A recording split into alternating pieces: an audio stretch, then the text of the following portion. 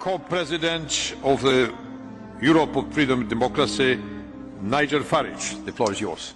Well, here we are, on the edge of a financial and social disaster, and in the room today we have the four men who were supposed to be responsible.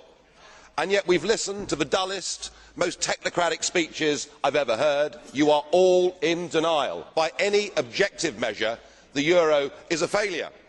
And who is actually responsible? And who's in charge out of you lot? Well, of course, the answer is none of you, because none of you have been elected. None of you actually have any democratic legitimacy for the roles that you currently hold within this crisis. And into this vacuum, albeit reluctantly, has stepped Angela Merkel.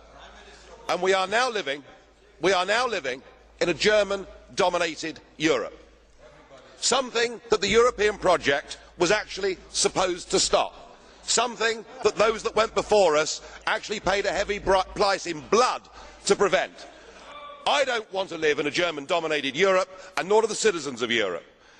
But you guys have played a role, because when Mr Papandreou got up and used the word referendum, or Mr Rehn, you described it as a breach of confidence, and your friends here got together like a pack of hyenas, rounded on Papandreou, had him removed and replaced by a puppet government. What an absolutely disgusting spectacle that was. And not satisfied with that, you decided that Berlusconi had to go. So he was removed and replaced by Mr Monti, a former European Commissioner, a fellow architect of this euro disaster, and a man who wasn't even a member of the Parliament. It's getting like an Agatha Christie novel, where we're trying to sort of work out who's the next person that's going to be bumped off. The difference is we know who the villains are. You should all be held accountable for what you've done. You should all be fired. And I have to say, Mr Van Rompuy, 18 months ago when we first met, I was wrong about you.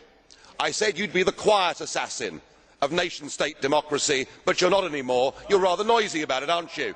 You, an unelected man, went to Italy and said this is not the time for elections, but the time for actions. What in God's name gives you the right to say that to the Italian people?